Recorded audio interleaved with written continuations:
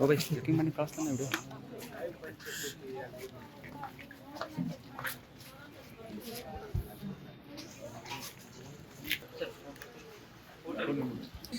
ये mobile sir थोड़ा पड़ी में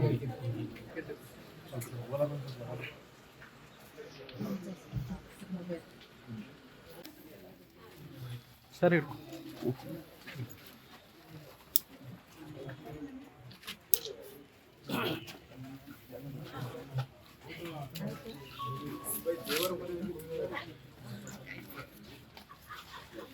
ಒತ್ತಾಡ್ತಿರಲ್ರಿ ಮಾರ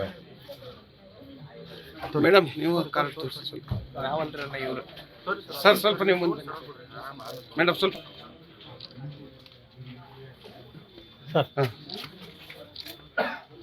ಸರ್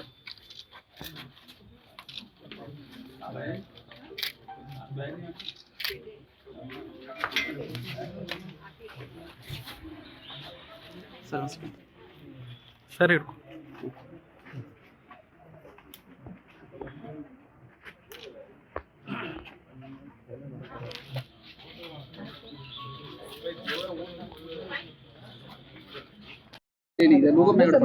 ಇವತ್ತು ಮತದಾನ ಮಾಡಿದ್ದೇನೆ ಮತ್ತು ಬೆಳಿಗ್ಗೆ ನಾನು ನೋಡಿದಾಗ ಬಹಳ ದೊಡ್ಡ ಪ್ರಮಾಣದಲ್ಲಿ ನಾಗರಿಕರು ಬಂದು ಮತದಾನ ಮಾಡ್ತಾ ಇರೋದು ಬಹಳ ಒಂದು ಒಳ್ಳೆಯ ಸಂಗತಿ. ಯಾಕಂದ್ರೆ ಇತ್ತೀಚಿನ ದಿನಗಳಲ್ಲಿ ಮತದಾನ ಮಾಡಬೇಕು ಕಡ್ಡಾಯ ಅಂತ ಹೇಳಿ ಒಂದು ಅವೇರ್ನೆಸ್ ಕ್ಯಾಂಪ್ ನಿಮಗೆ ಎಲ್ಲ ಕಡೆಯಿಂದ ಆಗ್ತಾ ಇತ್ತು. ಆ ಹಿನ್ನೆಲೆಯಲ್ಲಿ ಇವತ್ತು ಬೆಳಿಗ್ಗೆ 7:30 8 ಗಂಟೆಗೆ 8-9 ಗಂಟೆಗೆ 10% 20%ವರೆಗೆ ಟರ್ನ್ಔಟ್ ಆಗಿದೆ. ಅಂದರೆ ಭಾಳ ಒಂದು ಒಳ್ಳೆಯ ರೀತಿ ಹೆಚ್ಚಿನ ರೀತಿ ಮತದಾನ ಆಗ್ಬೋದು ಅನ್ನೋಂಥ ನನಗೆ ಅನಿಸ್ತಾ ಇದೆ. ಓಡಾಟ ಮಾಡಿದ್ದೇವೆ. 9 ಗಂಟೆಗೆ 6 ಪಾಯಿಂಟ್ ಆಗಿದೆ. ಅಲ್ಲ, ಕೆಲವು ಬೂತ್ನಲ್ಲಿ 10% ದಾಟಿದೆ. ಕೆಲವು ಬೂತ್ನಲ್ಲಿ ಆಗಲೇ ನಮಗೆ ರಿಪೋರ್ಟ್ ಮಾಡಿರೋದು ಭಾಳ ಒಳ್ಳೆ ಟರ್ನ್ಔಟ್ ಇದೆ. ಸರ್ ಈ ಬಾರಿ ಕಾಂಗ್ರೆಸ್ ಅಭ್ಯರ್ಥಿಯಿಂದ ಹಣ ಹಂಚಿಕೆ ಆರೋಪ ಕೇಳಿ ಬರ್ತಾ ಇದೆ. ನೋಡಿ, ನಿನ್ನೆ ರಾತ್ರಿ ಆಗಲಿ, ನಿನ್ನೆ ಇಡೀ ದಿವಸ ಮತ್ತು ಮೊನ್ನೆ ಇವತ್ತು ಹಣ ಹಂಚುವಂಥ ಕೆಲಸ ಬಿಟ್ಟರೆ ಬಹುಶಃ ಮತದಾರ ಕಡೆ ಹೋಗಲೇ ಇಲ್ಲ ಅವರು. ಮತದಾರ ಕಡೆ ಹೋಗಿ ಕನ್ವಿನ್ಸ್ ಮಾಡೋದು, ರಿಕ್ವೆಸ್ಟ್ ಮಾಡೋದು ಮಾಡೋದನ್ನೇ ಇವತ್ತು ಹಣದ ಮೇಲೇ ನಾವು ಚುನಾವಣೆ ಮಾಡ್ತೀವಿ, ಹಣದ ಹಂಚಿಕೆಯಿಂದಲೇ ನಾವು ಚುನಾವಣೆ ಗೆಲ್ತೀವಿ ಅನ್ನೋಂಥ ಭ್ರಮೆಯಲ್ಲಿ ಅವರು ಇದ್ದಾರೆ. ಹೀಗಾಗಿ ಇವತ್ತು ಜನರು ಅದನ್ನು ತಿರಸ್ಕಾರ ಮಾಡ್ತಾರೆ. ಡೆಫಿನೆಟ್ಲಿ ಅದಕ್ಕೆ ಸರಿಯಾದಂಥ ಉತ್ತರ ಕೊಡ್ತಾರೆ. ಬರೀ ಹಣದ ಬಲ ಇದೆ ಅನ್ನುವಂಥದ್ದು, ಅಧಿಕಾರ ಬಲ ಇದೆ ಅಂತ ಅದರ ಮೇಲೆ ಪ್ರಜಾತಂತ್ರ ವ್ಯವಸ್ಥೆ ನಡೆಯೋದಿಲ್ಲ. ನಿಜವಾಗಿ ನಿಮ್ದೇನು ಪರ್ಫಾರ್ಮೆನ್ಸ್ ಇದೆ, ನಿಮ್ಮೇನು ಕೆಲಸ ಕಾರ್ಯಗಳಿದ್ದಾವೆ, ನಿಮ್ಮ ವಿಷನ್ ಏನೋ ಅದನ್ನು ಜನರಿಗೆ ಹೇಳಬೇಕಾಗಿತ್ತು. ಅದು ಹೇಳಾರ್ದೇ ಬಹುಶಃ ಸೋಲಿನ ಭೀತಿಯಿಂದ, ಹತಾಶೆಯಿಂದ ಈ ರೀತಿ ಹಣ ಹಂಚುವಂಥದ್ದು ನಡೀತಾ ಇದೆ.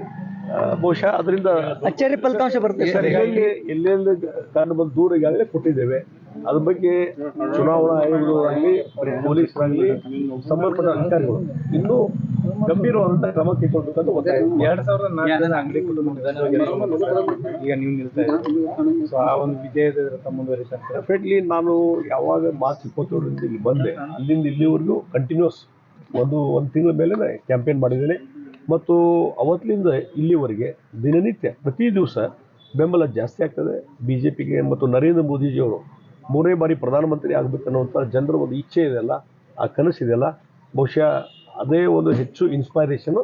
ಅದರಿಂದ ಭಾಳ ದೊಡ್ಡ ಪ್ರಮಾಣದಲ್ಲಿ ಜನ ಮತಗಟ್ಟೆಗೆ ಬಂದು ವೋಟ್ ಹಾಕ್ತಾ ಇದ್ದಾರೆ. ಇದೊಂದು ಒಳ್ಳೆಯ ರೀತಿಯಾದಂಥ ಒಂದು ಪರಂಪರೆಯನ್ನು ನಾ ಹೇಳ್ತೀನಿ. ಸರ್, ರಾಜ್ಯದಲ್ಲಿ ಅತಿ ಹೆಚ್ಚು ಯುವ ಮತದಾರರಿದ್ದಾರೆ, ಸಾಕಷ್ಟು ಬಿಸಿಲಿದೆ.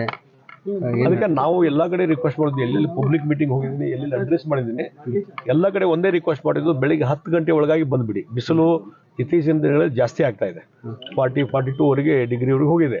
ಅದಕ್ಕಾಗಿ 10 ಗಂಟೆ ಒಳಗಾಗಿ ನೀವು ಮತದಾನ ಮಾಡಿದರೆ ಅದರಿಂದ ಯಾವುದೇ ಬಿಸಿಲು ಮತ್ತೊಂದು ತೊಂದರೆ ಆಗೋದಿಲ್ಲ ಅನ್ನುವಂಥದ್ದು ರಿಕ್ವೆಸ್ಟ್ ಮಾಡಿದರೆ, ಬಹುಶಃ ಇವತ್ತಿನ ಬೆಳಗಿನ ಟರ್ನ್ಔಟ್ ನೋಡಿದರೆ ಆ ರೀತಿಯ ಒಂದು ಮನಸ್ಥಿತಿ ಜನರಲ್ಲಿ ಬಂದಿದೆ ಅಂತ ನನಗೆ ಅನಿಸ್ತದೆ. ಸುತ್ತೀರಾ ಸರ್ ನಾವು? ಈಗ ಮತ್ತೆ ಹೋಗ್ತೇನೆ.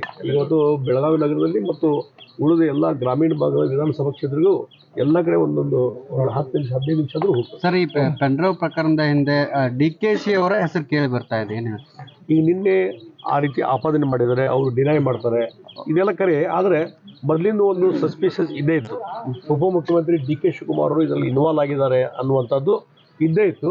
ಇವೆಲ್ಲ ಇವತ್ತು ನಿನ್ನೆ ಆದಂಥ ಸ್ಟೇಟ್ಮೆಂಟ್ಸ್ ಇವೆಲ್ಲ ನೋಡಿದ್ರೆ ಅದಕ್ಕೆ ಪೂರಕವಾದಂಥ ಸಂಗತಿ ನಡೀತು. ಅವ್ರು ಏನೋ ಡಿನೈ ಮಾಡ್ಬೋದು, ಅದಕ್ಕೆ ಪೂರಕವಾಗಿ ಸಂಗತಿ ನಡೆಯೋದ್ರಿಂದ ಇವತ್ತು ಅದ್ರ ಎಲ್ಲರಲ್ಲಿ ಇನ್ವಾಲ್ವ್ ಆಗಿದ್ದಾರೆ ಅನ್ನುವಂಥದ್ದು ಪ್ರೈಮ ಪಕ್ಷ ಕಂಡು ಫೋನ್ ಸಂಭಾಷಣೆ ಬಿಡುಗಡೆ ಆಗಿದೆ. ಸೊ ಸಿಬಿಐ ಕೊಡ್ಬೇಕಂತಾರೆ ಸರ್ ಪ್ರಕರಣ. ನೋಡಿ, ಒಂದು ನಾನು ಹೇಳ್ತೀನಿ, ಈಗಾಗಲೇ ಅವರು ಎಕ್ಸ್ಪ್ರೆಸ್ ಮಾಡಿದ್ದಾರೆ JDS ನಾಯಕರು, ಈ ಒಂದು SIT ಇಂದ ನಮಗೆ ನ್ಯಾಯ ಸಿಗ್ಲಿಕ್ಕೆ ಸಾಧ್ಯ ಇಲ್ಲ. ಯಾಕೆ DCM ಅವ್ರ ಹೆಸರೇ ಬಂದ ಮೇಲೆ, DCM ಅವ್ರ ಹೆಸರು ಬಂದ ಮೇಲೆ ಇದಕ್ಕೆ ಇಲ್ಲಿ ರಾಜ್ಯದ ಯಾವುದೇ ಏಜೆನ್ಸಿಯಿಂದ ಎನ್ಕ್ವೈರಿ ಆದರೂ ಅದಕ್ಕೆ ಇಂಪಾರ್ಷಿಯಲ್ ಆಗೋದಿಲ್ಲ. ಬಹುಶಃ ಅದಕ್ಕೆ ಒಂದು ಆನ್ಸರ್ ಅಂದ್ರೆ CBI ತನಿಖೆ ಆಗ್ಬೇಕಂತ ನಾನು ಆಗ್ರಹ ಮಾಡ್ತೀನಿ. ಸರ್, ನಿನ್ನೆ ಆಗಿರುವಂತಹ DK ಶಿವಕುಮಾರ್ ಅವರಲ್ಲಿ ಆಗಿರುವಂತಹ ಅಪಾರಣೆ ಇವತ್ತಿನ ಮತದಾನದ ಮೇಲೆ ಯಾವ ರೀತಿ ಪರಿಣಾಮ? ನೋಡಿ, ನಾವು ಒಂದು ಮೊದಲಿಂದ ಹೇಳ್ತೀನಿ, ಆ ಪ್ರಜ್ವಲ್ ರೇವಣ್ಣ ಇಶ್ಯೂ ಆಗಲಿ, ಮತ್ತೊಂದು ಅದ್ರ ಬಗ್ಗೆ ಸಂಬಂಧಪಟ್ಟಂಥ ನಿನ್ನೆ ನಡೆದಂಥ ಇಶ್ಯೂ ಆಗಲಿ, ಈ ಒಂದು ಚುನಾವಣೆ ಲೋಕಸಭಾ ಚುನಾವಣೆಗೆ ಏನು ಸಂಬಂಧ ಇಲ್ಲ, ಅದರದ ಇಫೆಕ್ಟ್ ಇಲ್ಲಿ ಏನೂ ಇಲ್ಲ. ನ್ಯೂಸ್ ಫಸ್ಟ್ ನಿರ್ಭೀತಿಯಿಂದ ನಿಮ್ಮ ಪರವಾಗಿ.